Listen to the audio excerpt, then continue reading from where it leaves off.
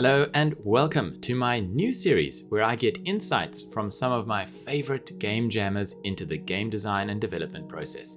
Today, I'm looking at one of my favorite game jam masters, FeatureKreep. FeatureKreep's game jam record is an impressive one, coming 17th in Mini Jam 45 with the theme of dungeons, 9th in the Nokia 3310 Jam number 3, 29th in the Dungeon Crawler Jam 2021, 1st in the GameDev.js Jam 2021, 2nd in the Level Up Beginner Jam number 1, 185th in GMTK 2021, 2nd in the Straight Up Game Jam, 22nd in Spooktober Jam, 2nd in the Black and White Jam number 8, 8th in the Lost Relic Games Game Jam, and 196th in the most recent GMTK 2022 Game Jam. FeatureKreep began making games back in the early 2000s. He first used RPG Maker 98, which was a great learning playground for a teenager. He made his first sprites and tried to parse the logic behind variables, switches, and events, creating some silly games that his school classmates would enjoy. Over the years, FeatureKreep has tried out many different game dev tools, with nothing quite clicking with him. So he collaborated with other people, mainly as an artist or game designer, but found no great success there. It took him a long time, but he realized that he wanted to be a solo game developer and take full creative control of his own ideas. And so I asked him where his ideas come from, and he said, sometimes all it takes is to look at some mundane thing around you and say, I wonder how a game starring this object would play out. For example, there's a Roomba here, and sometimes I daydream about a tile-based cleaning game where this Roomba has to clean the entire floor without going over the same tile twice. Or maybe its battery is going flat and you get a limited number of moves. Can it perhaps find batteries lying around the room or under the carpet and replenish its energy? It seems that inspiration may come from a very surprising place. Not even another game necessarily. It can be a random movie you catch on TV or a conversation you have with a stranger while waiting for the bus. If you look around with different eyes, you'll find plenty of ideas. So why game jams then? Why put yourself under that pressure? FeatureKreep explained that the limited time frame of game jams keeps him in check. He always starts with a big idea and then slowly reduces its scope. If there was no deadline, he would never get anything done. But when it's only a few days, he has to take a critical look at his idea and understand what parts of it can stay and what needs to go.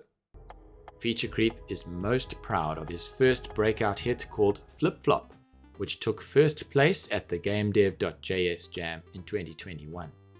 He had participated in quite a few events before that, but never managed to win. So he told himself to take it seriously this time. He poured his heart and soul into it, even took time to create his own pixel font, and it really showed.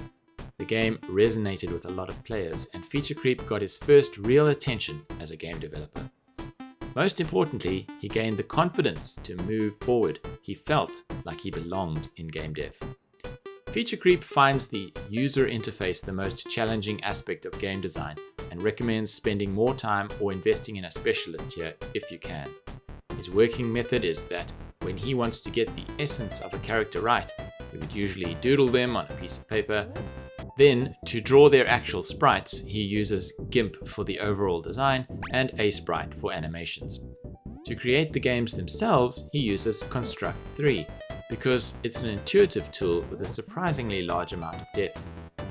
FeatureKreep has some advice for those new to game jams or even game development, and that is to just start.